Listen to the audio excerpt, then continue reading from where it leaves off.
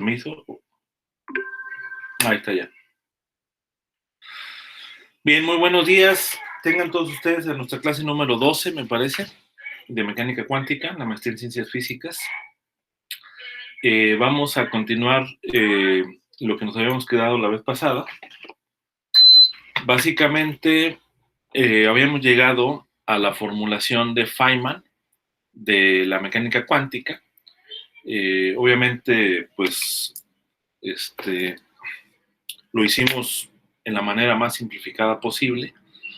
Básicamente llegamos a escribir que la amplitud de probabilidad de que una partícula se encuentre en el punto x1, el tiempo t1, y después la encontramos, o sea, dado que la partícula se encuentra en este punto x1 al tiempo t1, ¿cuál es la amplitud de probabilidad de que ahora se encuentre en la posición xn al tiempo tn, ¿no?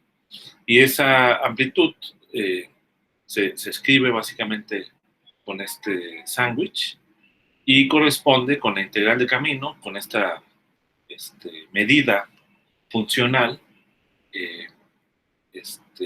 desde el punto x1 hasta el punto xn en una dimensión, de la exponencial básicamente de i veces la acción sobre h barra, que es la acción clásica, ¿no? Y esta es la conocida integral de camino de Feynman. Y pues los pasos que ocupamos para poder llegar a esa expresión, digamos así de manera simplificada,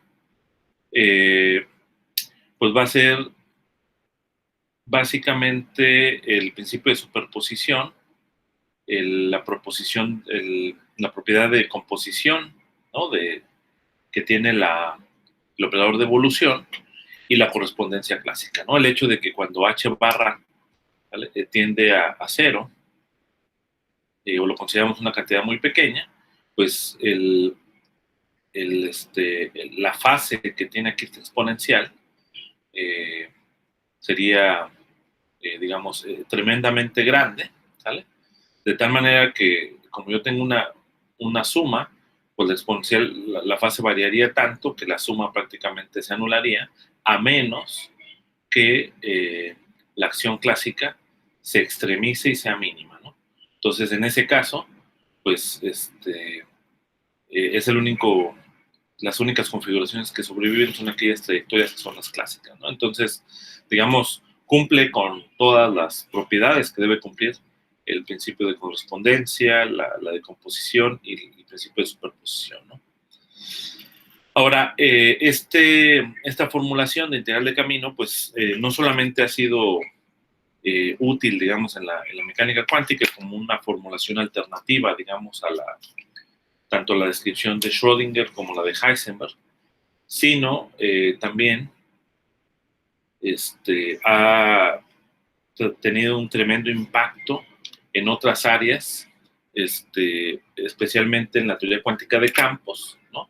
Para la descripción de la física de partículas, ¿vale? Existe una formulación de trayectorias, vamos a decir, de campos, una formulación funcional, digamos, para poder abordar los campos, y también en la mecánica estadística, ¿no?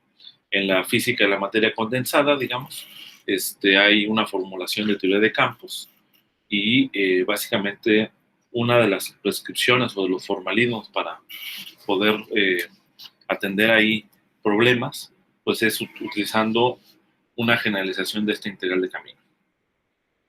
Ok, y bueno, una propiedad que definitivamente tiene que cumplir la amplitud, pues es la ecuación de Schrödinger, ¿no? Y eso es algo que tenemos que probar, ¿no? O sea, y ya con eso prácticamente podemos decir que la ecuación, que la formulación, pues tiene sentido, ¿no? Entonces, pues tenemos la propiedad de composición, ¿no? De las amplitudes de probabilidad, o sea, es decir, la amplitud desde el punto x1 al punto xn, entre estos tiempos t1 y tn, se puede descomponer como la integral sobre un punto intermedio, xn menos 1, y con el producto de estas dos amplitudes, ¿no? O sea, es decir, la amplitud de t1 hasta tn menos 1, o de x1 hasta xn menos 1, y luego de xn menos 1 a xn, ¿no? Y nosotros podemos sustituir una expresión para la amplitud digamos, entre los puntos cercanos, que son xn-1 y xn, entre estos tiempos cercanos, ¿no? Entonces, ya sabemos que una expresión para esta amplitud tiene esta estructura, ¿no? Que está aquí, o sea, esta raíz cuadrada de m sobre 2pi y h barra delta t y la exponencial, ¿no? Básicamente eso lo hicimos en la clase anterior, cómo esta amplitud en tiempos cercanos se puede escribir de esta forma, ¿no? Ahora, claramente, por ejemplo, se ve que la amplitud cuando el potencial es igual a 0, pues se reduce a lo que sería la amplitud de probabilidad para una partícula libre. Y este, pues prácticamente es el factor de normalización. Entonces, sustituimos esto y vamos a considerar justamente que el delta t, este delta t tiempo, entre estos tiempos contiguos, es una cantidad muy pequeña, un infinitesimal, y además introducimos una nueva variable, esta z, que sería la diferencia entre las posiciones, ¿no? Que también pues, va a ser una variable pequeña, ¿no? Y vamos a considerar que xn corresponde con x, y tn lo vamos a llamar t más delta t, ¿no? O sea, es decir, el tiempo inicial, básicamente. O sea, este t sería como este t que está aquí sería algo así como el tn-1 y el delta t, ¿no? Entonces, de tal manera que tn menos t, digamos, es delta t, ¿no? Que es justamente este infinitesimal. Bien, entonces, o sea, lo que estás llamando t, en realidad es este tn-1. Entonces, sustituimos simplemente en el argumento de la integral, y pues ahí voy a tener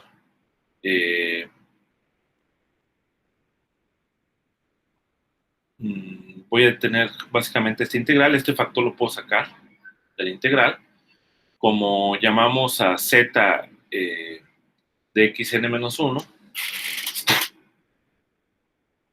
digo, aquí tengo esta medida de xn-1, entonces yo aquí puedo poner dz,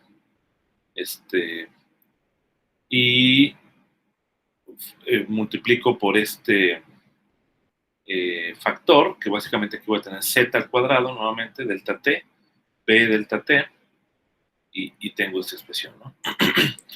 Y en la otra amplitud de probabilidad, como tengo xn-1, despejo xn-1 en términos de z, ¿no? O sea, voy a tener xn, que lo llamé x, menos z, ¿no? O sea, aquí el pasar esto para acá y para acá. Entonces, este es lo que tengo aquí en esta expresión. Y,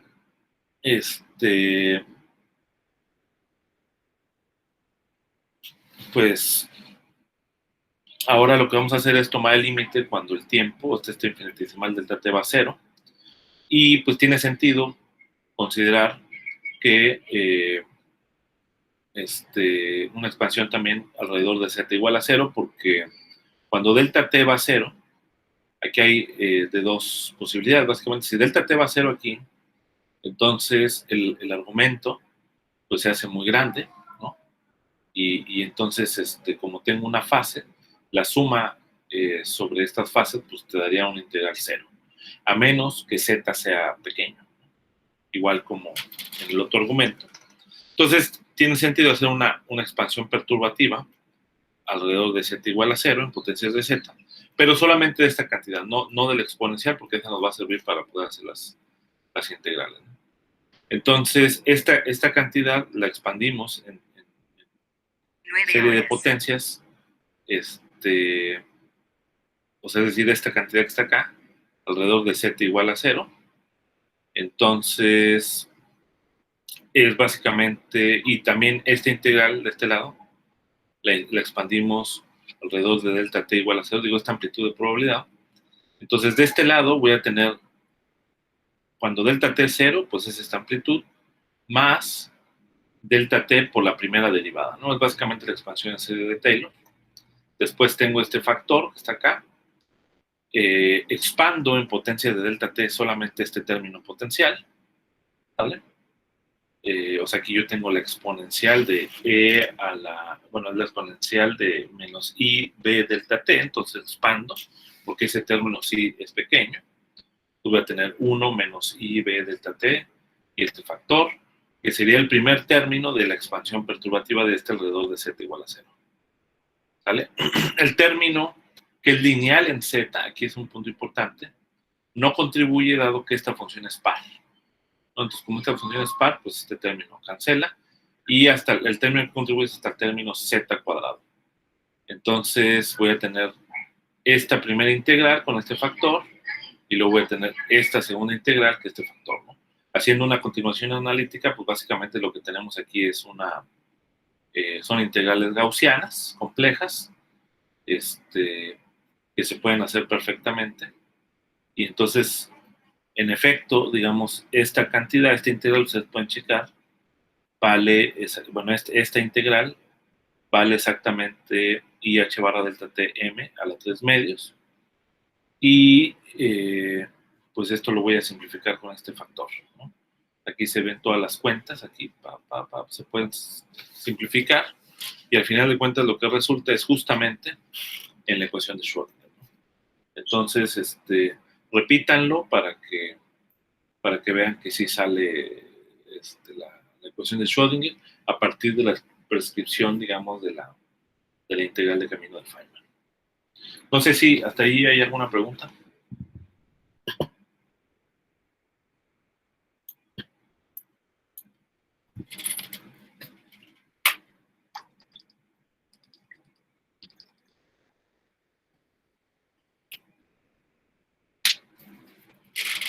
Bien.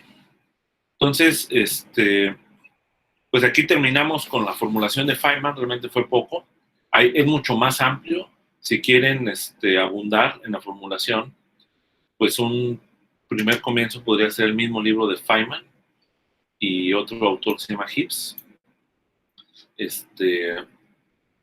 donde viene pues muchísimo más desarrollado, digamos, la formulación de integral de camino, ¿no? Y bueno, hay muchos otros libros también actuales que, tienen desarrollado la formulación de Feynman, ¿no? Bien, entonces vamos a comenzar el último tópico del capítulo, que corresponde con potenciales y transformaciones de norma.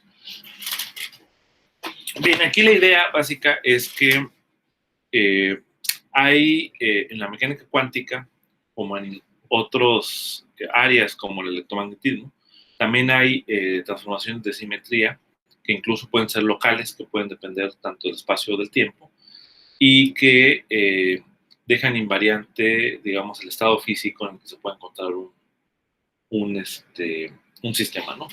Lo más básico, digamos, si pensamos en el caso de mecánica clásica, es, recordemos la segunda ley de Newton.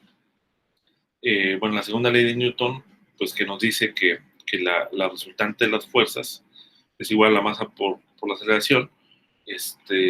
Las fuerzas, cuando son conservativas, se pueden escribir como F igual a menos el gradiente del potencial. Entonces, si yo hago una transformación del potencial a un potencial más el potencial cero, pues esta fuerza queda invariante, ¿no? Si este V0 es una constante, pues claramente la fuerza va a quedar invariante. Incluso, fíjense, si el potencial V0 fuera dependiente del tiempo, pues también F sería invariante, ¿no? O sea, si solamente dependiera del tiempo, también la fuerza sería invariante, y entonces, pues la ecuación de movimiento, ¿no? Que es la segunda ley de Newton, pues no dependería de ese cambio, ¿no? Entonces, aparentemente, pues hay una transformación de simetría, bueno, más bien no aparentemente, sino hay una transformación de simetría que deja invariantes la trayectoria, ¿no? Entonces, ¿cuál es el análogo de esta situación en mecánica cuántica? Pues para poder responder, pues necesitamos estudiar cómo evoluciona el estado ket alfa T0T, digamos, en presencia del potencial, ¿no? Y ket tilde sería el correspondiente ket cuando el potencial vale B más B0, ¿vale? Entonces, pues cuando el potencial B tilde es B más B0, pues ya sabemos que el hamiltoniano, que está dado por el término de energía cinética más el potencial, pues entonces, si el potencial es B tilde, pues simplemente va a ser el potencial B más B0, ¿no? Entonces quiere decir que si alfa es el ket en el estado inicial a T0, entonces la evolución del tilde, ¿sale? Con este hamiltoniano, con este potencial, pues va a ser esta expresión, ¿no? Entonces, de aquí nosotros podemos extraer, digamos, el hamiltoniano, cuando no hice la transformación B0, que sería P cuadrada sobre 2M más B, ¿sale? Este B0, como es una constante, pues tengo, y son funciones, pues tengo que la exponencial de, eh, digo, es una constante B0, entonces conmuta con el hamiltoniano, básicamente. Entonces tengo que la exponencial de la suma de operadores en este caso es igual al producto de las exponenciales. Y entonces voy a tener que la exponencial de p cuadrada sobre 2mbx actuando sobre alfa, ese es el ket alfa cuando no hay b0. Entonces aquí pongo el ket alfa. Y el factor que sobra básicamente es esta fase e a la menos i h barra b0 t menos t0. Pero ya dijimos que en mecánica cuántica los estados físicos son los rayos, ¿vale? En el espacio de Hilbert. O sea, el espacio de estados físicos realmente es el espacio de rayos, ¿ok? Entonces, quiere decir que los dos rayos básicamente son aquellos que están conectados justamente mediante un número complejo que tiene norma 1, mientras los estados están normalizados. Entonces, pues estos dos estados físicos, el tilde y el no tilde, representan, tienen el mismo contenido físico. ¿Ok? O sea, es decir, representan el mismo estado físico. ¿Ok? Entonces, aquí hay una invariancia. En el caso de estados estacionarios, pues si la dependencia temporal con Bx es básicamente te da este factor, ¿no? En el caso de estados estacionarios, pues el factor ¿cómo se modificaría el factor cuando yo hago la transformación de Bx a B0? Pues sería simplemente este factor, ¿no?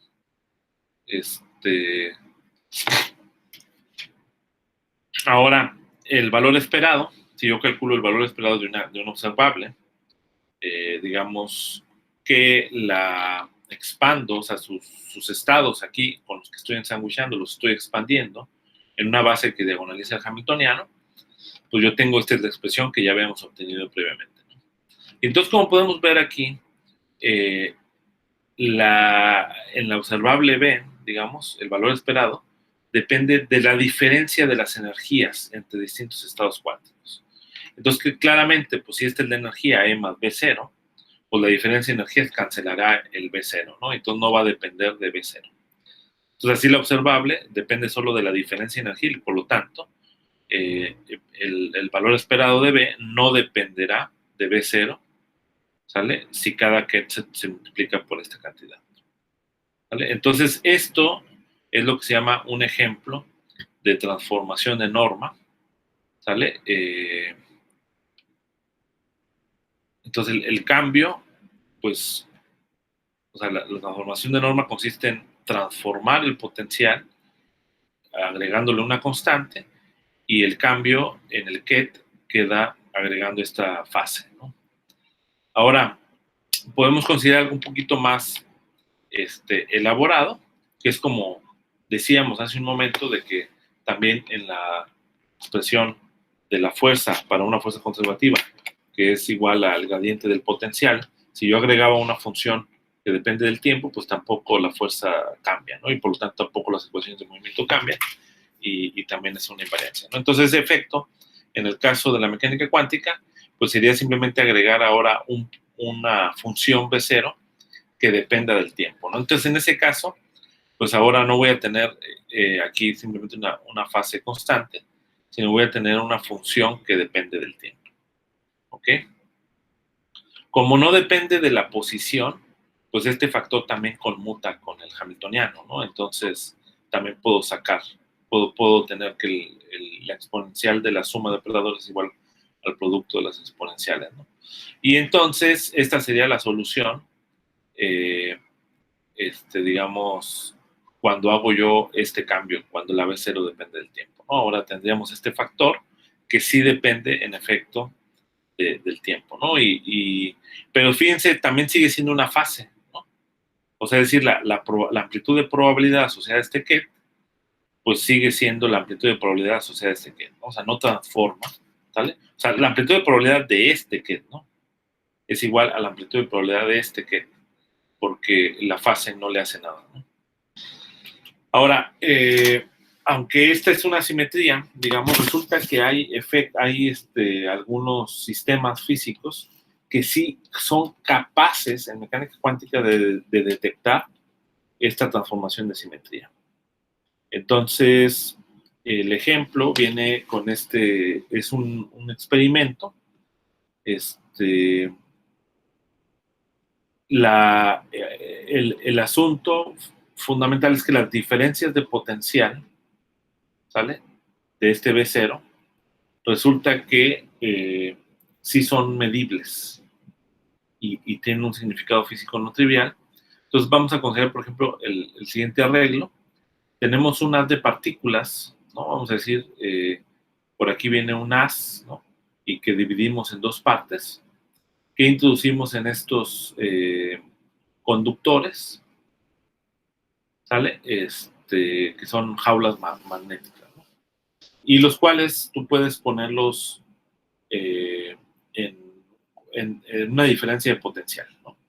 Debido a que las partículas están en el interior de la jaula, pues realmente no hay interacción entre las partículas, ¿no? Porque están dentro del interior de la jaula.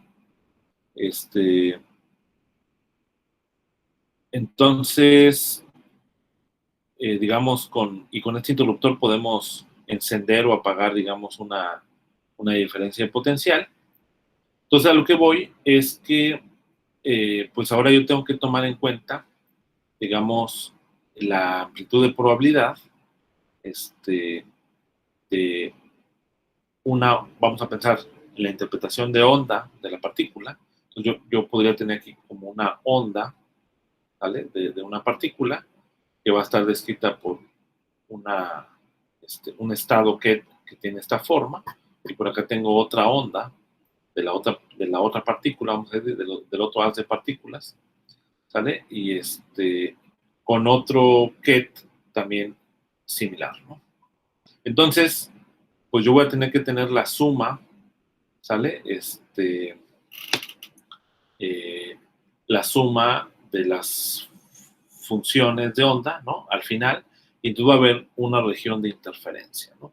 Y ya sabemos que cuando yo tengo la suma, pues ahí sí puedo tener un patrón de interferencia, porque ahí va a haber unas fases, ¿no? Entonces, cuando tengo fases y tengo la suma, yo puedo lograr tener términos que son de la forma coseno de phi1 menos phi2, o seno de phi1 menos phi2, y al final de cuentas, la diferencia de fase tiene que ver con el tiempo inicial, ¿no?, en el que tienes el potencial, digamos, en este punto, y el tiempo final, ¿sale? O sea, la diferencia de potencial de B2, digamos, de el potencial aquí menos el potencial acá, tiempo inicial menos tiempo final, ¿no?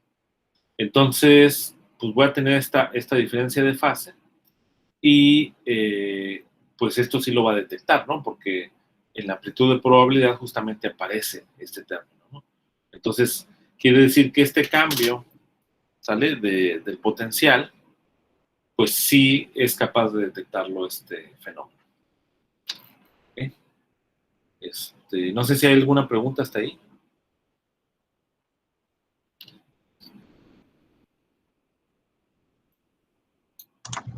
Doctor, bueno, el haz de partículas es uno solo que se lanza hacia ambas jaulas metálicas, o Sí, es uno individual hacia cada una. digamos que es uno individual en cada una. O sea, digamos, de alguna manera viene el haz de partículas del mismo tipo de partículas, y de aquí, en esta región, lo que se hace es separar digamos, el haz de partículas, ¿vale? Mediante algún mecanismo, y por acá se separa otro haz de partículas, y, y cada uno de ellos entra en estas jaulas, ¿no? De tal manera que las partículas no interactúan entre sí, pero sí están a una cierta diferencia de potencial distinta, ¿no? O sea, digamos, este B como conductor, eh, pues en todo el interior del conductor va a haber un potencial constante en la posición, ¿vale? Pero que pues depende del tiempo, ¿no? Porque hay un tiempo inicial y un tiempo final, y este igualmente es otro potencial B2, vamos a decir, ¿no? Entonces, pues sí, básicamente esas son la diferencia de partículas, ¿no? O sea, sí son dos trayectorias, ¿no? Básicamente. Ok, y luego se espera que cuando salgan de la jaula metálica, digamos, su comportamiento ondulatorio sea el que cause la interferencia entre ellas mismas. Sí, porque al final, pues lo que tú tienes es, eh, digamos, el estado de uno de los haz de partículas es de esta forma, ¿no? O sea, digamos, es una fase que tiene este término, y el otro estado también es de esta forma, ¿no? Entonces, tú los tienes que sumar en esta región, ¿no? Porque en esta región el estado, digamos, cuántico, pues va a ser la suma de los estados cuánticos. Entonces, cuando tú lo sumes y tú lo eleves al cuadrado para calcular la amplitud de probabilidad, ahí aparece, digamos, la interferencia, ¿no? Por ahí va a aparecer la interferencia, y el factor que va a aparecer, porque cuando lo elevas al cuadrado, acuérdate que hay un término que es el complejo conjugado de otro, ¿vale? Porque la amplitud al cuadrado básicamente es este, la amplitud de probabilidad multiplicada por el complejo conjugado de la amplitud, ¿no? Entonces, con eso hay un cambio de signo y aparece justamente esta diferencia, ¿no? ¿Sí, sí queda claro? Sí, doctor. Okay. Gracias. Bueno, de cualquier manera va a haber un problemita de tarea donde van a deducir esta expresión, ¿no? Pero no es muy complicada, realmente nada más es elevar al cuadrado y listo, ¿no? Bien, otro fenómeno que es bien interesante también, en donde aparece estos efectos de fase, es eh,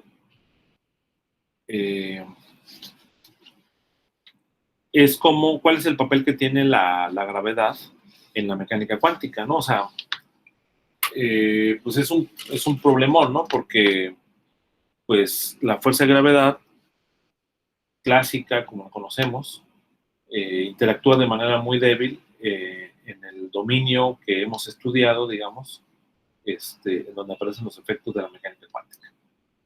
Entonces, ¿cómo aparecen los efectos gravitacionales?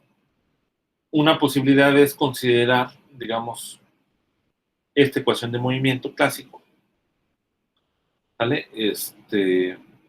Eh, y el efecto que tiene esta ecuación de movimiento es de que el potencial gravitacional o la fuerza gravitacional es de esta forma, ¿no? Es menos mg, donde esta m, pues es la masa gravitacional, esta m es la masa inercial, pero resulta que es algo que descubrió Galileo, que la masa inercial y la masa gravitacional son exactamente la misma, ¿no? Y eso también se le conoce como el principio de equivalencia en el contexto de la relatividad general, ¿no?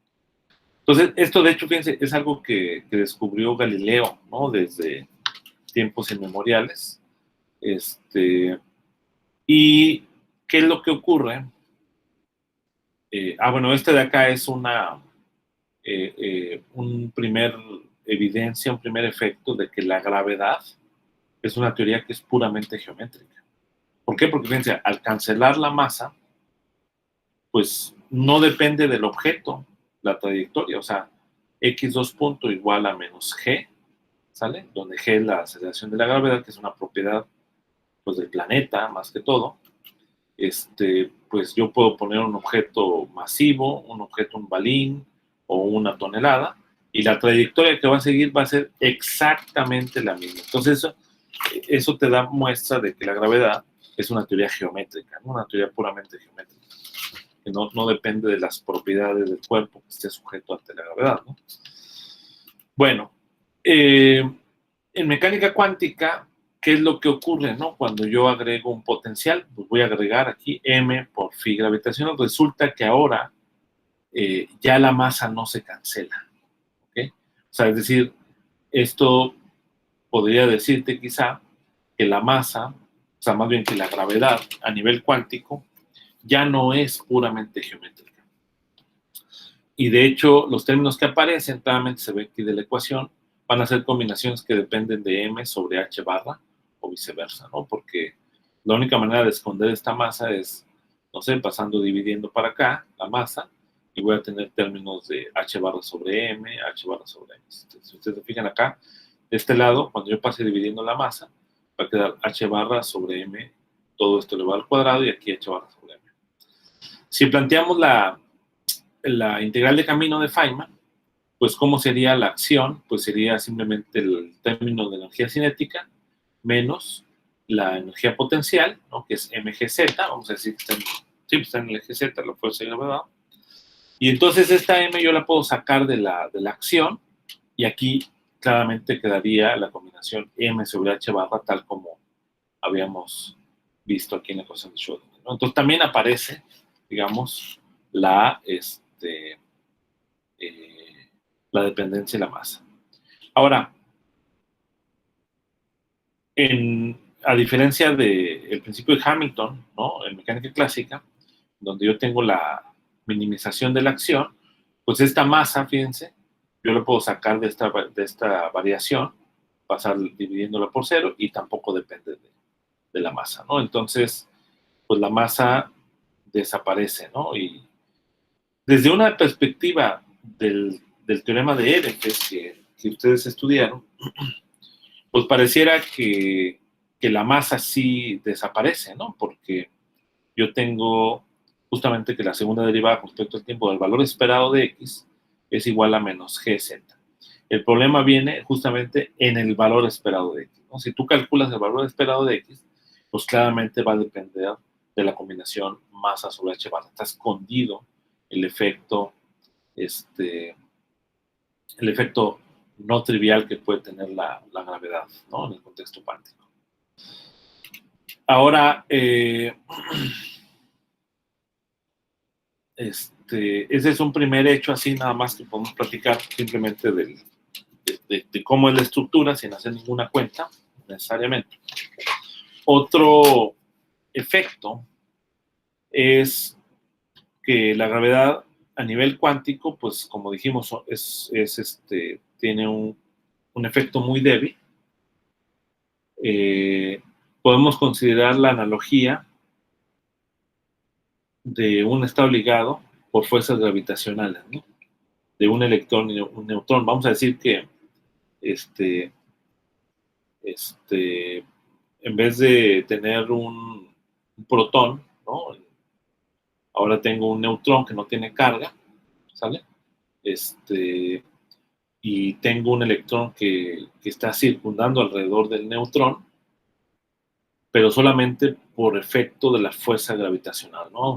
Vamos a suponer hipotéticamente que esa situación puede existir, así como existe el caso de un electrón circundando alrededor de un protón, ¿no? Y se da lugar a estados ligados que justamente explican el espectro del átomo de hidrógeno, ¿no? Entonces es como un análogo gravitacional del átomo de hidrógeno, justamente. Entonces, el radio de Bohr, ¿sale? Que tú necesitarías para poder tener los estados ligados. En el caso estándar, ¿no? Donde yo tengo el protón y el hidrógeno estándar, digamos, el protón y el electrón, pues el radio de Bohr es del orden de 10 a la menos 11 metros, ¿no? O sea, es decir, Esto más o menos nos dice que el electrón en una aproximación está dando vueltas alrededor del protón en una distancia de 10 a la menos 11 metros. ¿Cuál sería el análogo? ¿Cuál sería el radio de Bohr para el caso gravitacional? Bueno, pues simplemente sustituimos h barra cuadrado y dividimos sobre la constante Gn, que sería el análogo de, de la constante que aparece en el caso eléctrico, multiplicado por la masa, y la masa en este caso del neutrón. Si tú haces estas cuentas, ¿sale? Pues esto resulta ser del orden de 10 a la 13 años luz, lo que corresponde con un radio que es mayor al radio del universo hasta ahorita conocido, ¿no? Observable, ¿no? Hasta ahorita estimado, ¿no? O sea, desde el evento del Big Bang, ¿no? Y todo lo que se desarrolló a partir de ahí hasta la fecha, pues el radio del universo es mayor. Imagínense, pues prácticamente es imposible tener un estado ligado debido al efecto gravitacional. Sin embargo, hay un experimento que es inducción de la gravedad en interferencia cuántica, en el que sí se logra detectar un efecto debido a la fuerza gravitacional, ¿no? Entonces aquí también lo vamos a platicar nada más. Imaginemos que tenemos la siguiente situación. Tenemos aquí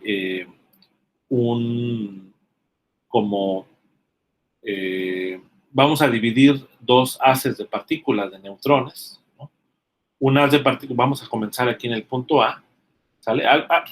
Son experimentos como si fueran en óptica, ¿no? Que yo hago una división de luz, ¿no? Mediante algún mecanismo, ya ahí la parte técnica se puede consultar en el artículo, pero digamos, el haz de partículas lo vamos a dividir en dos. Desde el punto A se va a ir por el punto B y luego del punto B va a llegar al punto D. Y el otro haz de partículas va a ir del punto A al punto C y luego del punto C al punto D. Y entonces, pues aquí se puede aplicar el concepto de trayectoria clásica como consecuencia de la medida del paquete de ondas de más pequeño que el lazo, ¿no? O sea, digamos, esencialmente la longitud de onda, en este caso la longitud de onda de Broglie, va a ser más pequeña que el lazo, y entonces por lo tanto podemos pensar como si las partículas se comportaran clásicamente, ¿no? Siguiendo esa trayectoria. Bien, entonces vamos a suponer que primero pues va de A a B y luego de B a D, ¿no? Como dijimos, y luego de A a C y luego en un plano horizontal, ¿no? O sea, digamos aquí están sobre la superficie de la Tierra en un plano horizontal. En otras palabras, la fuerza de gravedad actúa hacia adentro de la hoja, digamos, de manera perpendicular al plano. Y entonces los dos lazos, los dos rayos de neutrones se van a encontrar en esta región, y aquí pues va a haber una interferencia, ¿no? Porque son partículas cuánticas. Ya sabemos que cuando tengo dos ondas cuánticas que representan los estados cuánticos, la suma pues va a dar lugar a un patrón de interferencia. Ahora, ¿qué ocurre si nosotros levantamos el plano ligeramente, un ángulo delta, ¿no? En el lado BD, ¿no? Como un plano inclinado, básicamente. El BD, pues sería básicamente este BD. O sea, lo estoy levantando hacia la pantalla, hacia mí, digamos, de la pantalla, ¿vale? Hacia acá, vamos a decir.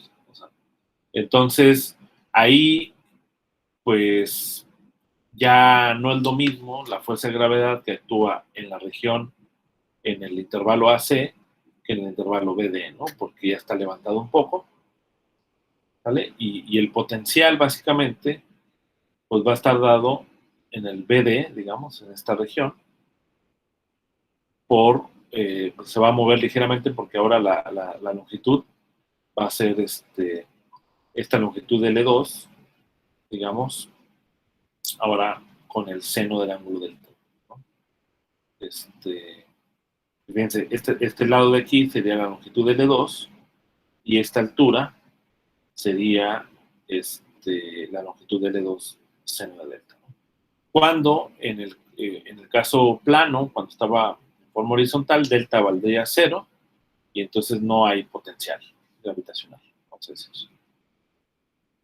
Entonces, esto va a dar lugar a una diferencia de fase inducida por la gravedad, ¿no? Igual que en el otro caso, en el caso del potencial, igualmente yo voy a tener simplemente un término constante. Si ustedes fijan, esta es una función, es una magnitud constante y yo le estoy agregando el potencial. Entonces, ese es el mismo efecto que en el primer caso que vimos, ¿no?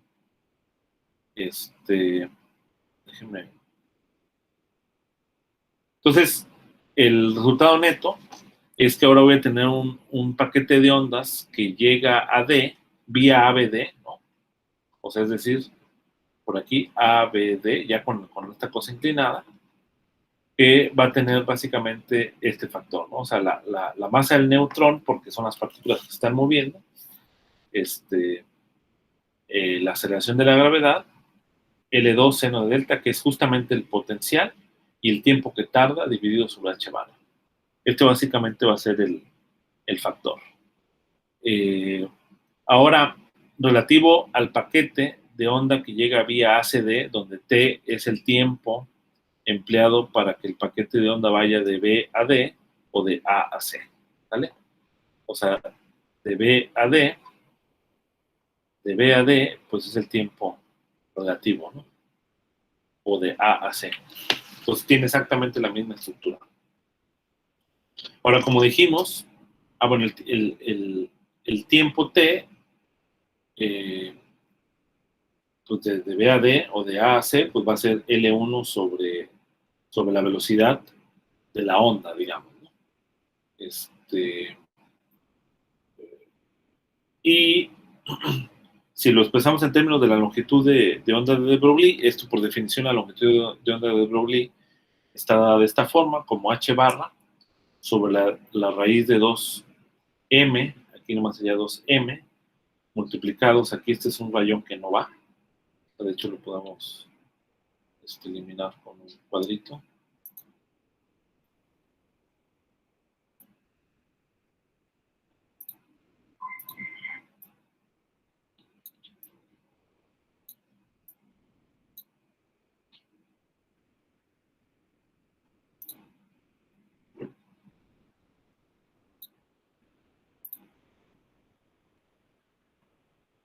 Ok, nada más es 2m la energía menos el potencial. Y bueno, si la energía menos el potencial es, desde el punto de vista clásico, como la masa del neutrón por la velocidad de la onda al cuadrado sobre 2, pues de aquí yo puedo despejar, puedo calcular la longitud de onda de Broglie como la constante de Planck dividido entre la masa de los neutrones por la velocidad de la onda. ¿Okay? Entonces, pues ahora sí, en la región de interferencia lo que va a tener la diferencia de fases, va a tener la diferencia de fases de ABD menos ACD, y la diferencia de fases resulta pues prácticamente pues esta cantidad, ¿no? En una fase pues prácticamente no hay, o sea, si se fijan, esta cantidad pues es básicamente esta cantidad, pero ya en términos de la constante de Broglie, ¿no? De la longitud de onda de Broglie. ¿Cómo se agregó la longitud de onda de Broglie? Pues aquí viene, ¿no? Básicamente menos mn g L2 h barra por seno de delta t, pues el tiempo, ¿sale? Vale L1 sobre la velocidad de la onda, y la velocidad de la onda vale, de aquí lo despejamos de esta expresión, h barra sobre mn, la longitud de la onda. Tomamos el inverso, y el inverso pues sería mn lambda barra sobre h barra, o sea, lambda barra mn sobre h barra. Y esto lo sustituimos acá, ¿sale? Y entonces de ahí va a aparecer justamente L2 por L1, por lambda barra, por h barra, por el seno de lambda. Acuérdense que en el caso vertical, en el caso horizontal, pues no, como este lazo no está levantado, entonces no hay efecto de gravedad, ¿no? Entonces, básicamente la diferencia de fase, o sea, una de las fases es cero, ¿no? Digamos. Pues la diferencia de fase, pues es esta misma cantidad. Ah, bueno, pues este efecto de esta diferencia de fase sí se ha demostrado experimentalmente. ¿Ok? Y fíjense cómo también la diferencia de fase depende justamente de la razón entre la masa del neutrón dividido sobre h barra. ¿Vale? Y este efecto, pues como les digo, se ha demostrado experimentalmente. Hay un experimento, ahí vienen los artículos en el libro de Sakurai, y y esta diferencia de fase se ha probado con cierta incertidumbre, ¿no? Entonces, pues como decíamos, la consecuencia más importante es que la gravedad no es puramente geométrica a nivel cuántico, pues va a depender de una razón entre la masa y la constante de Planck, ¿no? Entonces, eso es pues como una pieza de rompecabezas para construir, digamos, lo que sería la gravedad cuántica, ¿no? Que hasta la fecha pues no se tiene ninguna teoría de gravedad cuántica. El único candidato, bueno, hay dos candidatos, pero bueno, sí, vamos a decir que hay dos candidatos. Uno es la, lo que se llama la gravedad cuántica de lazos y otro que se llama la teoría de cuerdas, ¿no? Entonces, son distintas propuestas, digamos, de cuantización de la gravedad, pero hasta ahorita pues no hay todavía una propuesta que sea la mejor, digamos, ¿no? Porque pues, para empezar no hay experimentos, ¿no? Entonces, pero habría que investigar, por ejemplo, qué papel juegan esas teorías respecto a este tipo de observaciones experimentales, ¿no? Donde ya se empieza a dar efectos de la gravedad en un cierto nivel. No sé si hasta ahí hay alguna pregunta. Yo tengo una, doctor. Adelante, Tadeo. Es que, bueno, ahorita menciona, si estuvimos viendo lo de la gravedad a nivel cuántico. He estado leyendo referente a mi investigación, eh, que o sea, en algún momento podemos considerar también la masa de Planck, ¿no? No sé si me escuchan. Sí, claro, sí, te escucho. Referente a la masa de Planck, y así como se propone incluso el radio de Bohr de h barra cuadrada sobre la constante g, pues, o sea, esa es la definición de la masa de Planck. ¿No habría una correlación ahí inmediata o únicamente la delimitaría, por ejemplo, en un agujero negro primordial donde voy a, ¿cómo se dice? Donde la masa de Planck nada más me delimita entre la percepción clásica y la descripción cuántica de la gravedad. Bueno. Ajá. Ajá, sí, dime. Eso sería lo primero, Ah, ok. Bueno, en efecto, pues digamos, de acuerdo con las teorías actuales que, pues digamos, están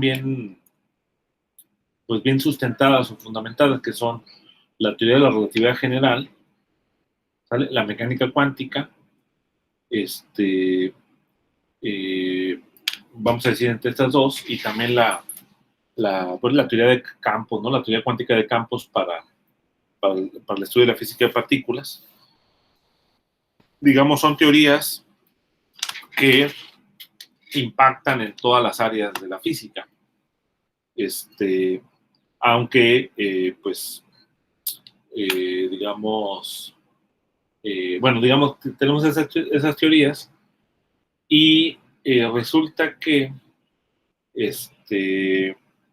están caracterizadas por ciertas constantes, ¿no? Universales. En el caso de la mecánica cuántica, pues la constante de Planck.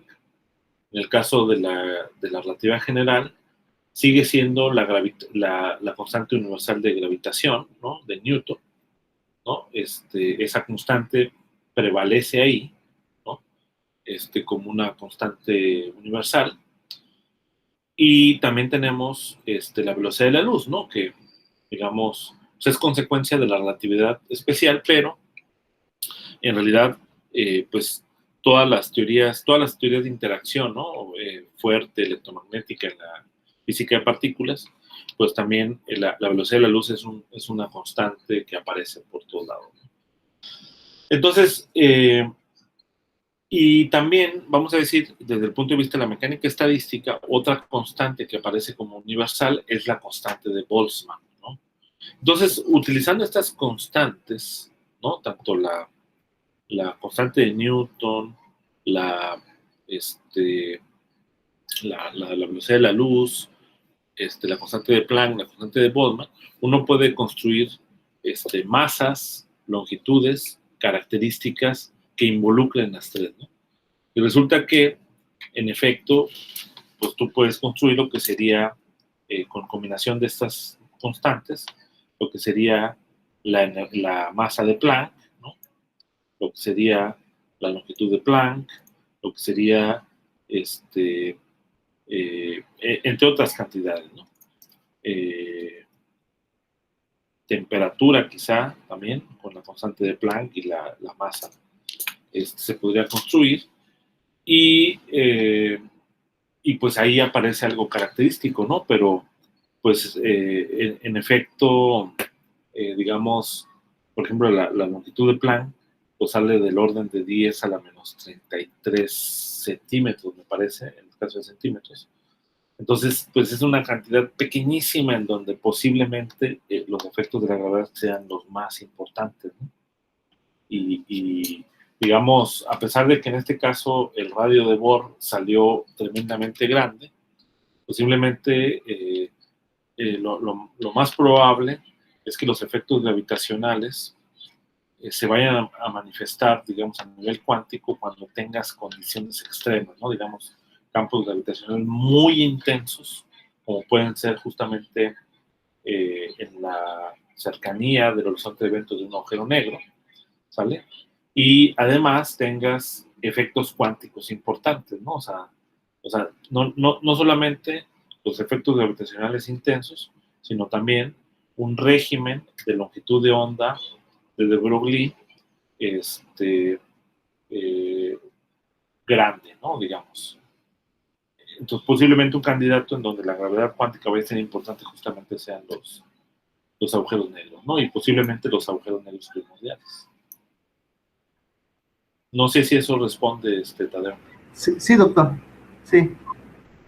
Entonces, pues muy bien. Tú estás trabajando con agujeros negros primordiales, ¿no? Sí, así es. Perfecto. Bueno, pues entonces ahí nos platicas, ¿no? Ok. Ahora para el 27 de noviembre. Acuérdense que el 27 tienen que presentar su protocolo. Ya se les había enviado para que tengan presente la fecha. Sí, doctor. Ahí tengo unas dudas referente al contenido que tienen que llevar mis diapositivas, pero nace en una sección. Ahí le pregunto al final de la clase. Ok. Bien, entonces fíjense, empezamos con estas transformaciones de norma para el potencial, ¿sale? Y terminamos viendo que, en efecto, estas transformaciones sí tienen efecto, ¿no? Cuando estudiamos los patrones de interferencia. Bueno, pues otras transformaciones de norma que aparecen naturalmente en el contexto del electromagnetismo, también van a tener efectos, como el efecto de Haronon-Bohm, que les voy a encargar de tarea. Bien, entonces para introducir esto vamos a considerar, digamos, el caso electromagnético, donde E pues, sería el campo eléctrico, expresado en términos de los potenciales, ¿no? El potencial electromagnético phi y el potencial vectorial A, ¿no? Pues con esto, pues, puedo expresar, digamos, los campos eléctricos y magnéticos. Si hubiese dependencia temporal en el potencial vectorial, pues este término también tendrías que agregárselo al campo eléctrico. Entonces, el hamiltoniano, para una partícula cargada, eléctrica, de carga E, sujeta al campo electromagnético, pues va a ser esta expresión. Y pues A y Phi, digamos, serían funciones de la posición, ¿no? Entonces, este sería como el hamiltoniano de una partícula que está sujeta a un campo electromagnético de potencial A y potencial Phi, que no depende del tiempo, ¿no? Uno puede, digamos, formalmente elevar al cuadrado este operador como operador P y A, ¿no? Y tendríamos que tener en cuenta aquí que los operadores no conmutan, entonces habría que ser cuidadosos aquí, escribiendo P.A y A.P. Y pues uno puede plantear lo que sería la dinámica de una partícula sujeta a estos potenciales, utilizando la imagen de Heisenberg. Sería muy sencillo porque en ese caso, acuérdense, los operadores son los que evolucionan y esta de acá sería la ecuación de movimiento para la posición X, ¿no?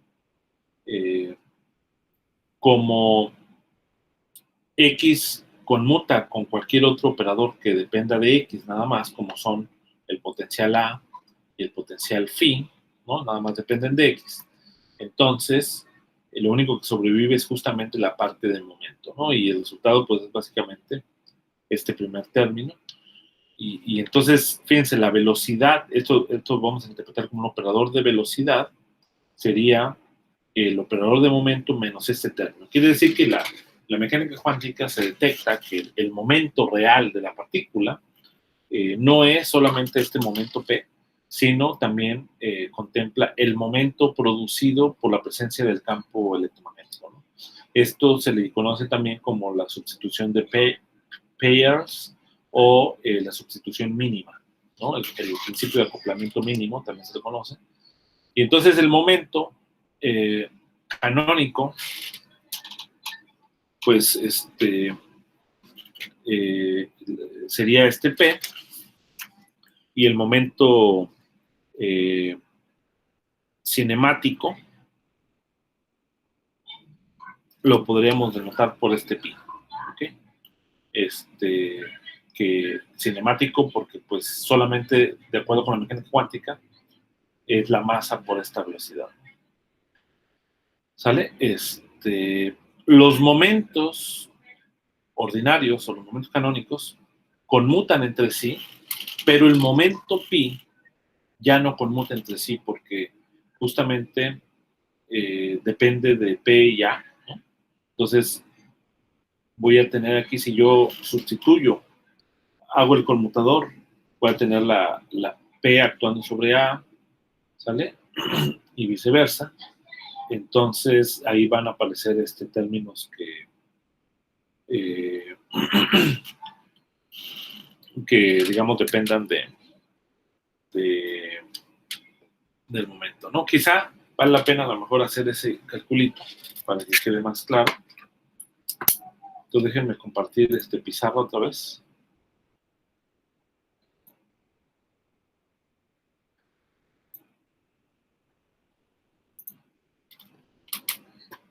Ok, entonces ahí está. Ah, de hecho me falta Andrés, ¿verdad? ¿No vino Andrés? Sí, no está conectado, Andrés. La vez pasada tampoco vino, ¿verdad?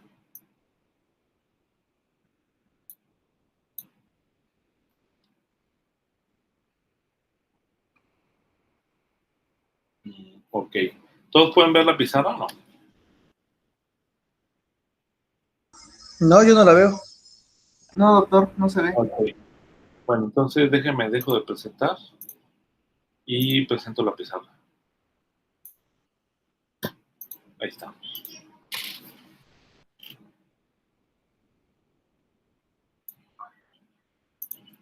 Ahí está ya, ¿no?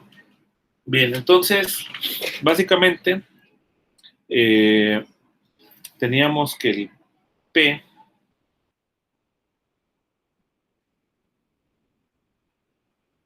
el PI está dado por PI menos E AI sobre C. ¿vale? Entonces yo creo calcular el conmutador de pi i pis j, ¿vale? El conmutador, pues hago el producto, es un conmutador es bilineal, ¿no? Pero no, nada más tenemos que ser cuidadosos en la conmutación porque no conmutan los operadores en general. Tú voy a tener pi i menos e a i sobre c, actuando con pj menos e a j sobre c. Entonces, esto yo lo puedo expresar como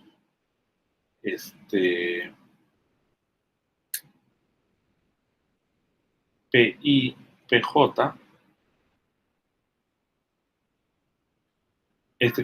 con este signo menos, voy a tener pi, y voy a sacar esta constante también, e sobre c, a j, con este igual, e sobre c, a i pj, menos por menos da más, e sobre c cuadrado, a i y a j. Ahora, este de acá ya sabemos que este de acá es 0, conmutan, este también conmutan, y entonces todo está aquí. Pero aquí yo puedo anticonmutar estos dos y sumar, ¿no? Entonces, puedo anticonmutar. Entonces voy a tener que pi i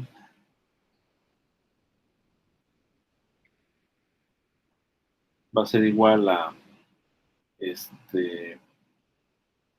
menos e sobre c, pi a j menos e sobre c, bueno, sería más, ¿vale? pj a i. Fíjense, no es exactamente el mismo término, aunque es parecido, pero la diferencia está en los índices i y j, aquí j y i. Ahora podemos ver cada uno de ellos por separado para ver cómo actúan, y ahí lo más conveniente es hacerlos actuar. Bueno, este de acá, por ejemplo, sería pi a j menos p, perdón,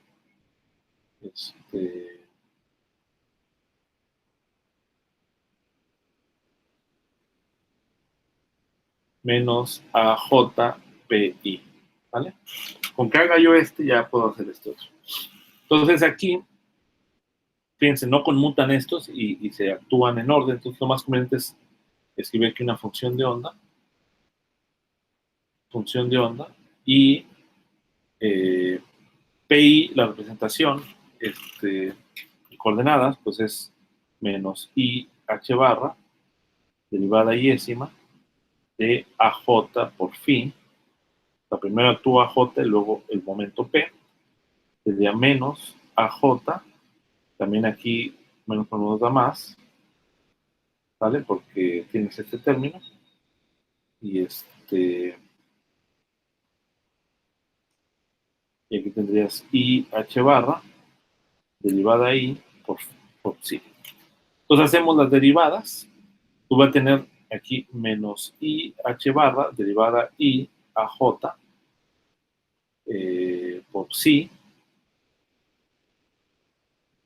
y luego tendríamos menos i h barra a j, derivada i por psi, más este término, más i h barra a j por la derivada i por psi, lo cual cancelan estos dos.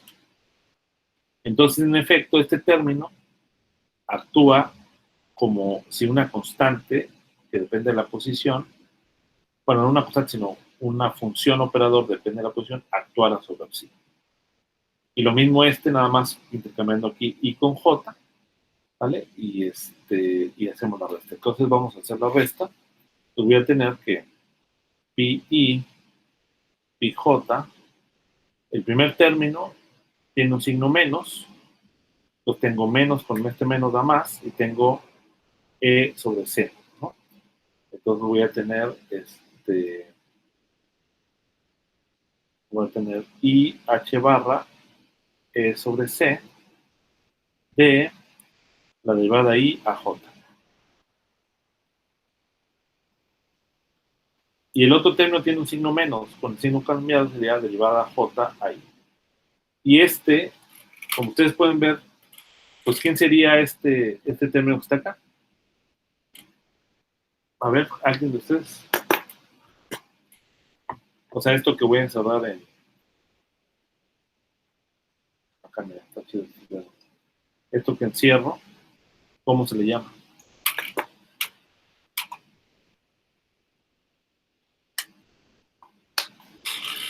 ¿Alguno? ¿Mm? ¿Nadie? Pues este término es el tensor de Faraday, de Maxwell-Faraday, que da la teoría electromagnética. ¿Vale? Los que están llevando teoría electromagnética 2 ya tendrían que saberlo, ¿vale? Porque ahí aparece para la formulación relativista de la electrodinámica, aparece el tensor de intensidad de Maxwell, ¿no? Entonces, este de acá es el tensor de intensidad de Maxwell, pero en las componentes espaciales, ¿no? Porque nada más depende de esto. Y en efecto, si yo multiplico por epsilon, k y j de derivada i a j menos derivada j a i, como este de acá de por sí es un tensor antisimétrico, y este también es un tensor antisimétrico, esto es lo mismo que escribir 1 sobre 2 epsilon k, no sé, es lo mismo que escribir dos veces i j derivada i a j, y esto no es otra cosa que dos veces el rotacional de A en la componente K, que no es otra cosa que dos veces la componente K'ésima del potencial, ¿vale? Que es justamente el término que aparece por ahí. Ahora, como lo que yo tengo es pues yo necesito multiplicar por otro epsilon, ¿no? Aquí. Entonces, ¿qué me deshace otro epsilon? Pues multiplico por otro epsilon, porque acuérdense que epsilon K por L, M, epsilon K y J, esto es lo mismo que delta LI, delta MJ, menos delta LJ, delta MI, ¿vale? Entonces, de ahí cuando yo sustituya esto, pues me va a doblar dos términos, va a haber un dos veces, ¿vale? Y entonces, para lograr tener este término, voy a tener que dividir nuevamente sobre 2, ¿no? De hecho, podemos hacerlo, ¿no? Entonces voy a tener F y J por epsilon, K y J, ¿no? Entonces, yo lo que necesito tener es despejar F y J, ¿no? Entonces voy a tener aquí K, L, M, epsilon K y J, F y J. Entonces sustituyo la expresión que puse anterior, pues voy a tener delta LI, delta MJ menos delta LJ, delta MI. ¿Ok? Y esto de acá es F y J. Entonces, como podemos ver aquí, L y M va a quedar FLM y acá va a quedar volteado, menos ML, pero esto es dos veces FLM. Entonces, ¿qué te está diciendo esto? Que FLM dos veces es lo mismo que dos veces epsilon KLM esta cantidad que es el BK. ¿Vale? Entonces se cancela.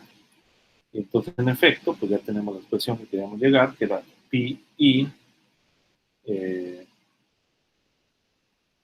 pi j igual a i h barra c sobre, no, h barra e sobre c de epsilon k i j p. ¿Vale? Y esta es la expresión que teníamos, ¿no? Ok. Bueno, pues voy a dejar de compartir.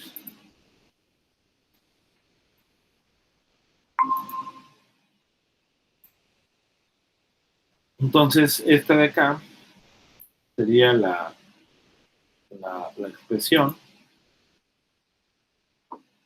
que teníamos justamente aquí, ¿vale? O sea, es decir, que el conmutador, digamos, entre el momento cinemático ya no es igual a 0, ahora nos da un término que depende del campo magnético. Pues fíjense, si yo pido que este campo magnético sea uniforme, pues aquí el álgebra que aparece, ¿no? Pues va a ser como el álgebra de, ¿cómo se llama? De momento, de momento y posición en el caso de un oscilador armónico cuántico. Entonces puedo hacer esa analogía y construir todos los estados, ¿no? Y ese de hecho es el método que se utiliza para construir lo que se llama la transición de Landau. Bien, entonces uno puede expresar el hamiltoniano de esta manera, ¿no? En términos de este pi y el potencial. Ahora, usando estas relaciones de conmutación, ¿cómo quedaría la ecuación de Ehrenfest para la evolución del operador pi, ¿no? El operador pi, pues que lo podríamos entender, o sea, la primera derivada del operador pi como la segunda derivada de la posición respecto al tiempo, ¿no? Y esto no sería otra cosa más que el conmutador de pi con h. Entonces yo puedo aquí aprovecharme de que h se expresa como pi cuadrada más e sobre phi y utilizar las relaciones de conmutación. Y esto permite demostrar que, en efecto, la ecuación de movimiento, digamos, en términos de la representación de Heisenberg, estaría dada por esta ecuación, esta acá, ¿no? O sea, es decir, la segunda derivada con respecto al tiempo de la posición del campo eléctrico menos este término que parece como si fuera justamente el término de la fuerza de Lorentz, ¿no? Excepto que tenemos que tener cuidado con el orden, ¿no? Porque aquí voy a tener la primera derivada, ¿vale? Pero todos son operadores, ¿no? Este es operador, B operador, y entonces estos de acá no conmutan ante el conmutador, ¿no? Obviamente en el caso clásico, esto conmutaría, nos daría 2 veces y cancelaría este 2 y obtendríamos la expresión estándar. Entonces habría que ser cuidadoso en el caso cuántico. Bien, ahora en la perspectiva de Schrödinger, desde la perspectiva de Schrödinger, pues ahí ahora los operadores se mantienen fijos y los estados cuánticos son los que evolucionan, ¿no? Entonces, pues yo quiero proyectar este término que sería el operador básicamente cinemático, ¿no? De momento al cuadrado que aparece en la energía cinética, actuar sobre el ket, ¿no? Entonces lo puedo actuar por pedazos, ¿no? Primero actúo uno y luego otro. Entonces el primer término sería este, pero yo ya sé que P en la representación de momento actúa como posición, como un gradiente. Entonces, pues aquí voy a hacer actuar este P sobre X y aparece aquí el gradiente, ¿no? Y luego todo esto, pues este que ya se movería hasta acá, hasta este que en el tiempo t, y formaría este que arbitrario, ¿no? Que daría la función de onda, ¿no? Y luego esta función de onda, pues sobre este, ¿no? Entonces yo tendría que tener este operador, ¿no? Que sería el operador gradiente más este potencial, multiplicado otra vez por el operador gradiente más el potencial al cuadrado, ¿no? Más el potencial eléctrico, y esto te daría justamente la ecuación de Schrödinger. Bien, ahora, pues ya sabemos que a partir de la ecuación de Schrödinger, fíjense cómo se generaliza, ¿no? Ahora la ecuación de Schrödinger, porque tienes que tener este término. Pero aún así, aún con este término, la ecuación de Schrödinger satisface una ecuación de tipo continuidad, ¿no? Así como en el caso donde no había potencial electromagnético, también aquí se cumple que hay una ecuación de continuidad donde podemos definir ρ como el cuadrado de la amplitud de probabilidad y j un flujo, ¿no? En el caso donde no hay potencial, pues esta derivada sería una derivada ordinaria, ¿no? O sea, un gradiente simplemente, que tendría la divergencia. Y, y ahora en el caso donde hay un potencial vectorial, resulta que esta derivada, como un buen momento, pues se reemplaza por esta cantidad, ¿no? Que sería una derivada menos el potencial vectorial, acorde justamente con esta sustitución mínima, ¿no? O con este principio de complemento mínimo. Entonces yo tendría J igual a la parte imaginaria, básicamente, eso es lo que habíamos visto la vez pasada, de la función de onda compleja multiplicado por el gradiente de la función de onda, ¿no? Entonces, haciendo la sustitución, resulta que la corriente tiene esta estructura, ¿sale? Tiene esta estructura y claramente se reduce a la anterior cuando yo tomo A igual a 0, ¿no? Tú puedes probar, ¿no? Que si yo sustituyo esta expresión de la corriente ahora aquí en esta ecuación de continuidad, yo puedo obtener la ecuación de Schrödinger, ¿no? O partiendo de la ecuación de Schrödinger, puedo llegar a demostrar esta ecuación de continuidad y identificar esta corriente. Entonces, al igual que en el caso anterior, pues también uno puede darle sentido como una interpretación tipo hidrodinámica, ¿no? Para la ecuación de Schrödinger, que en términos de estas variables ρ y s como si fuera ρ una densidad de fluido. Y la corriente, de hecho, en esos términos quedaría como ρ sobre m gradiente de s, ¿no? Donde nuevamente interpretamos gradiente de s sobre m como justamente la velocidad, ¿no? Pero ahora tenemos que tomar en cuenta el hecho de que hay un potencial electromagnético y el resultado es que aparece movido este gradiente, ¿vale? O sea, este término, por un término cinético, bueno, un término que proviene del campo electromagnético que también empuja las partículas, que sería justamente potencial vectorial A por la carga eléctrica dividido entre la masa por la velocidad, ¿no? Entonces, la interpretación sigue siendo la misma, porque este gradiente de S lo interpretamos en aquella vez como si fuera, o sea, gradiente de S sobre M, como si fuera la velocidad. Entonces, en efecto, aquí tengo la velocidad menos un término de momento, ¿no? O sea, de hecho, el gradiente es como si fuera el momento de la partícula. Entonces, la corriente queda de esta manera. Y más aún, si uno calcula, bueno, aquí hay un comentario, digamos, esta forma de corriente pues resulta ser muy útil en el contexto de superconductividad, cuantización de flujos, entre otros aspectos, ¿no? Y bueno, podemos también calcular la integral, ¿no? Para ver todo el flujo, digamos, de probabilidad que está transcurriendo, ¿no? En un cierto volumen. Y resulta que ese flujo es básicamente el valor esperado del operador de momento cinético, ¿ok? O sea, de la velocidad cinética, de los momentos cinéticos. En otras palabras, el valor esperado sobre m, que sería justamente como la velocidad, ¿no? Entonces,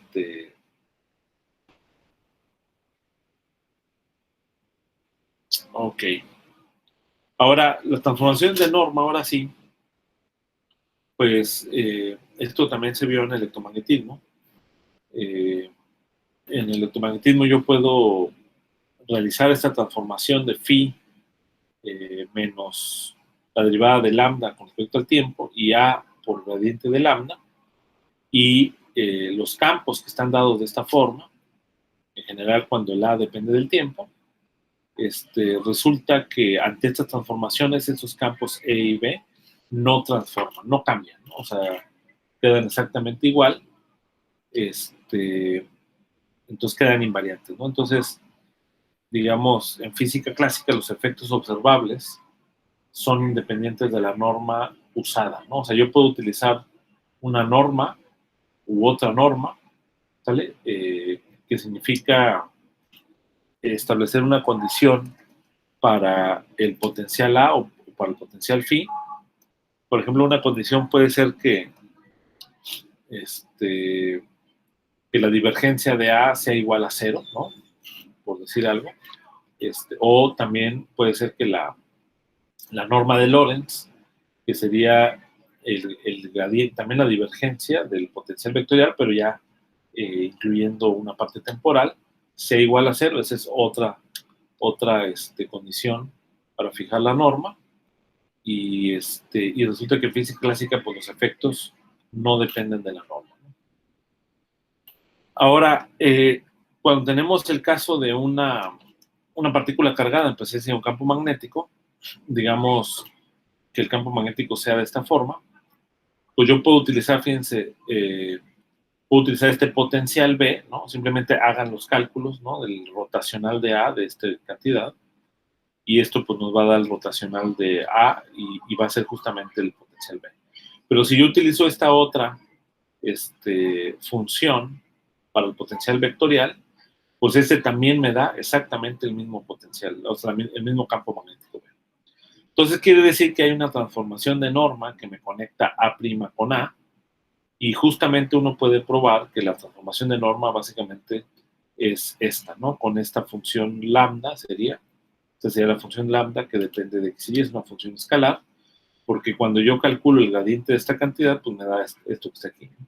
Si esto yo lo sustituyo acá de vuelta, aquí menos BY con 1 medio, que queda menos 1 medio de BY, que es este factor, y BX sobre 2, pues es este término, ¿no? Entonces, en efecto, hay una transformación de norma que me conecta esta configuración A' con esta configuración A, pero el campo magnético queda invariante en ambas. Ahora, en el caso de mecánica cuántica, este efecto va a ser importante porque va a permitir simplificar cálculos. Ahora, en el contexto clásico, cuando yo tengo un campo magnético, lo que hace la partícula es seguir trayectorias que siguen una hélice, ¿no? Como sabemos, utilizamos, por ejemplo, las ecuaciones de Hamilton o las ecuaciones de movimiento de Newton, y tú puedes probar que las trayectorias de las partículas van a seguir una hélice, ¿no? Ahora, en el contexto cuántico, pues uno va a tener justamente ya no vas a tener unas hélices, sino vas a tener órbitas cuantizadas que van a ser justamente los estados de Landau, ¿no? En el caso cuántico, ¿no? Pero para ponerlo en contexto de la invariancia de norma, veamos lo siguiente. Entonces, si alfa es un estado Ket en presencia del campo A, digamos, vamos a decir campo A, ahora haciendo lo mismo como hicimos al inicio, uno se pregunta cuál sería el estado Ket alfa tilde cuando yo tengo el potencial con una transformación de norma, de divergencia de lambda, ¿no? Digo, gradiente de lambda. O sea, decir en otras palabras, el potencial vectorial es A tilde igual a A más el gradiente de lambda. Entonces mi pregunta es, ¿cuánto vale el estado alfa tilde en presencia de A lambda en función de Ket alfa? Bueno, pues una posibilidad para ver esto es considerar el siguiente hecho de que el valor esperado, ¿sale?, del observable X, pues no va a cambiar, ¿no? O sea, no cambia, ¿sale? Esa es una consideración. Y este estado debe tener la propiedad, ¿sale?, de que ahora, como el operador depende de A, cuando yo me transforme en estado A tilde, aquí el operador sí debe cambiar por su A tilde, ¿no? O sea, esta es la condición que debe cumplir. Y la otra condición, la otra propiedad, es que la amplitud de probabilidad de encontrar de encontrar el sistema cuántico en el estado alfa no debe depender de la norma, ¿no? O sea, porque es invariante ante esa transformación de norma. Entonces, esto hace que uno puede construir el operador G, ¿sale? Como un operador que al actuar sobre alfa me lleva a tilde, ¿no? Y queremos saber quién sería G de tal manera que cumpla con estas propiedades, ¿no? Entonces, obviamente G tiene que tener la información de la transformación de norma, ¿ok? Entonces, si nos fijamos en el primer término, básicamente esta transformación, pues sustituimos simplemente el alfa tilde, y sería G por alfa, entonces aquí el bra alfa tilde correspondiente a este ket alfa tilde, pues sería el bra alfa multiplicado por G dagger, ¿no? Entonces de ahí obtenemos este primer término. Entonces lo que nos dice esta cantidad simplemente es de que el operador de posición ante una transformación de norma, pero que actúa sobre los estados alfa, o sea, es decir, esta G no es otra cosa más que la manera en cómo transforman los estados cuánticos cuando yo hago una transformación de norma. Entonces, lo que me está diciendo esta primera ecuación es la manera en cómo cambia el operador de posición ante una transformación de norma, ¿sale? Y en este caso, pues, como el A transforma de esta manera, ¿sale? Me tiene que dar de tal forma que el operador P, ¿no? El operador cinético, con el A tilde, ¿no? O sea, el que está transformado, ante esta transformación en similaridad, otra vez me vuelve a dar el operador de momento. Entonces, digamos, pues de este primer término, si la función G solamente depende de X, ¿no? Pues uno tendría que,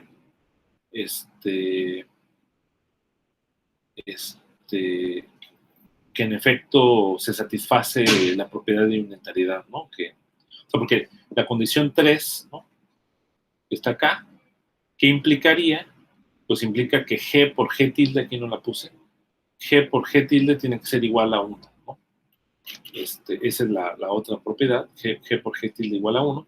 Entonces, si pedimos que G solamente depende de X, entonces en efecto esto se cumple y se satisface trivialmente, entonces podemos suponer que G es de esta forma, E a la I teta X, porque en efecto cumple con esta primera propiedad. Entonces ahora nada más tendríamos que ver la manera, lo que implicaría, digamos, en la segunda condición, ¿no? Que es esta que está acá.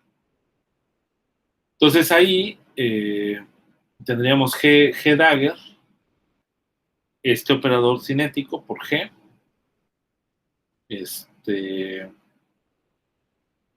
entonces hacemos el álgebra, simplemente voy a tener G dagger por P por G. Estos son funciones que dependen de la posición, entonces conmutan con G, entonces G dagger por esto por G, pues el G dagger con G cancelaría, y esto tiene que ser igual a P menos EA, que está acá. ¿Okay? Entonces, aquí este primer término cancelaría con este quedaría ahí todavía, y este P todavía quedaría ahí, ¿no?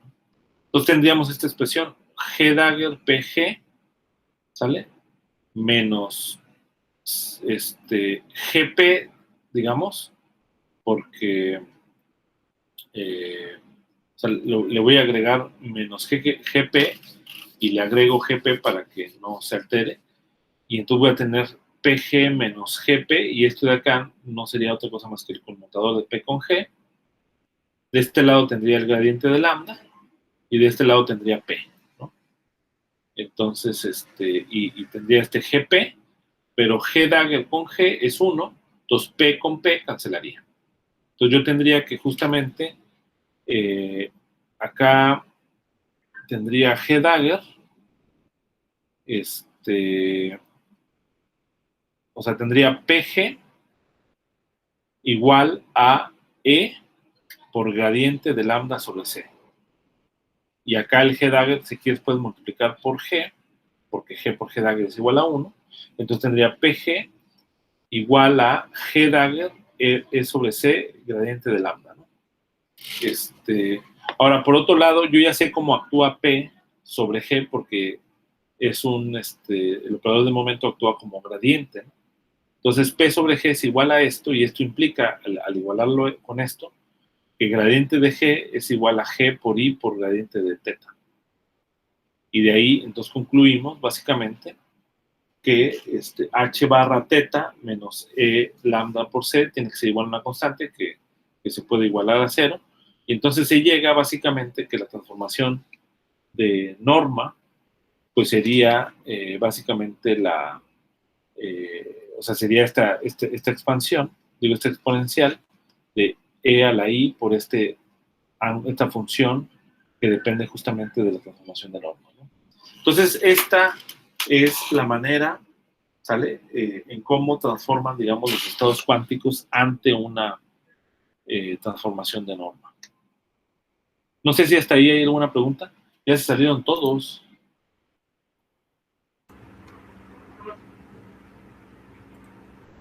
Por mi parte no hay ninguna. Ok.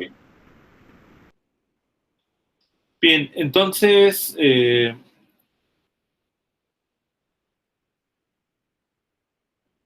y bueno, uno también, o sea, tienes estas dos formas, tienes esta forma, ¿no? Que es suponiendo estas propiedades, ¿no? Esta propiedad 1, propiedad 2, propiedad 3, y con eso uno llega, y bueno, obviamente suponiendo que la manera en cómo transforman los estados ante una transformación de norma sería esta G por alfa, entonces uno llega a esta conclusión, ¿no? De que G es igual a E a la I, E por lambda X sobre H barra C, ¿no? A esa conclusión llegas. Y tú también puedes llegar a la misma conclusión partiendo de la ecuación de Schrödinger. Entonces, partiendo de la ecuación de Schrödinger, pues tú tienes, esta sería la ecuación, ¿no? De Schrödinger, ¿no? Para un potencial A. Y la ecuación correspondiente para el potencial A tilde, pues sería esta, donde aquí ya sustituí la transformación de norma, ¿no? Y obviamente tengo que tomar en cuenta aquí los estados transformados A tilde, ¿no? Si podemos ver que si tomamos esta transformación, ¿sale? Y hacemos la talacha, básicamente, o sea, sustituimos aquí y hacemos las simplificaciones. Al final de cuentas, el problema no está en este phi, sino el problema está en este término.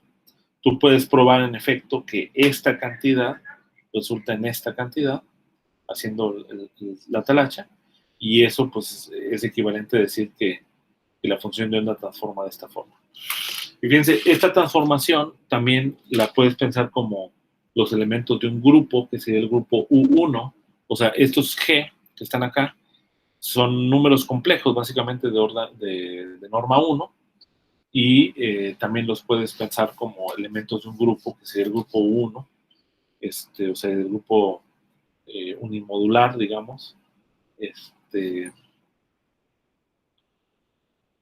Ahora, en términos de ρ y S, pues la invariancia es de esta forma, ¿no? O sea, S tiene que transformar de esta manera, S más E lambda sobre C, y J pues queda invariante, ¿no? Es invariante de norma porque si yo hago esa transformación, cuando tome el gradiente de S, que voy a tomar el gradiente de lambda, entonces voy a tener un término extra viniendo del gradiente de S, que es E gradiente de lambda sobre C, pero el término de A transforma con un gradiente que justamente cancela este gradiente, ¿no? Entonces J es un invariante ante transformaciones de norma, ¿no? Ya en resumen, pues el A transforma de esta manera, la función de onda transforma de esta forma, debe cambiar para poder preservar la misma física.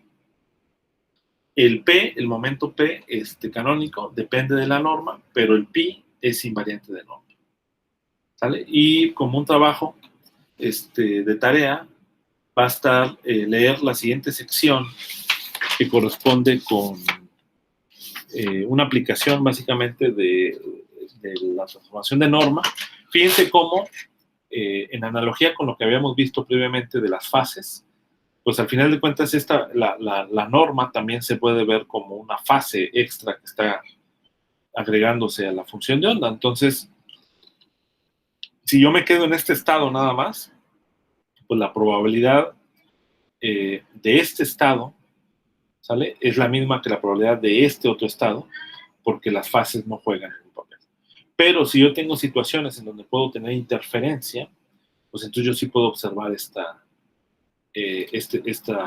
cantidad, no lambda, ¿no? Y ese es el hecho del efecto de Aharonov-Bohm. El efecto de Aharonov-Bohm es justamente un efecto en donde tú puedes medir esta fase. Esa es la tarea que se les va a encargar, y viene aquí en el libro mismo, ¿no? O sea, pueden revisarlo. Entonces, básicamente tiene que ver con el flujo magnético, ¿no? Esta cantidad, ¿no? Bueno, pues con eso vamos a terminar, jóvenes. No sé si tengan alguna duda, alguna pregunta. A ver, algunas contribuciones, Miguel. Bueno, yo solamente... ¿Me escucha, doctor? Sí. Sí, en general la G puede depender del tiempo también. Muy buena pregunta. Sí,